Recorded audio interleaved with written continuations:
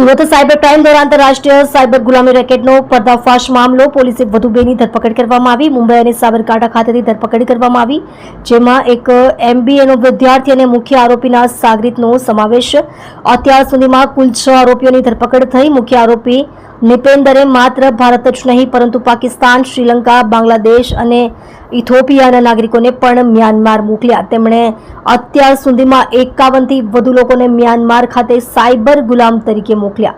આ 51 લોકોમાં 47 ભારતીય નાગરિકો છે, જ્યારે બાકીના પાકિસ્તાન, શ્રીલંકા, બાંગ્લાદેશ અને ઇથોપિયાના લોકોનો સમાવેશ. દિલ્હીથી સેન્ટ્રલ NGO દ્વારા પણ સહકારથી સાયબરનું ઓપરેશન ચાલુ. ફસાયેલા લોકોને લાવવા માટે સરકાર અને સાયબર પોલીસના પ્રયત્નો શરૂ.